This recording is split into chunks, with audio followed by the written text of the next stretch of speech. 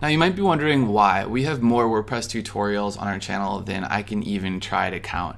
And we've covered so many different themes and designs. And the reason is because of the themes. So this demo site we made uses the Sydney theme. And of course it turned out really professional, but we're limited by where the theme wants things to go. For example, the button has to go here, the text goes here. But in Elementor, you can move anything. You can click on a button and go ahead and move it. You can easily just drag it, so wherever you want things to go, they'll go there. And when we click on our Rubik's Cube up here, the 9 boxes that we'll get used to, you can go ahead and add in as many of whatever you want. It's super easy.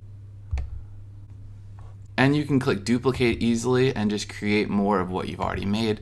Of course, this would look crazy. You'd probably rather just have your buttons side by side, which you can also do. So not only is it easy to move things, but it's really easy to change how things look. All you need to do is point at them and click, and then you can go ahead and change up your styles using this button.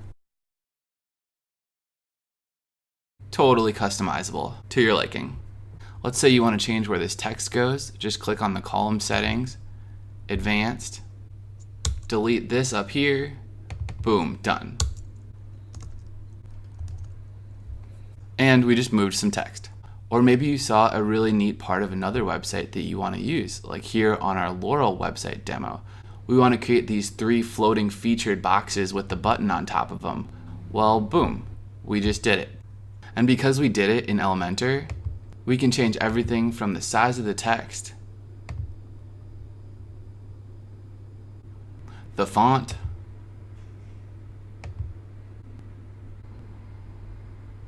to the width of the boxes, to even the amount of shadow around the boxes. It's super easy. You don't need to know anything about code, and you can do this on a Mac, PC, or whatever type of computer you have.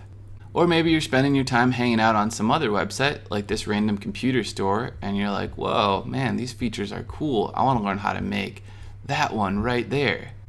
We just did it again. All using Elementor, and more importantly, with your own text, your own ideas, your own images, all with professional tools that any of us can figure out.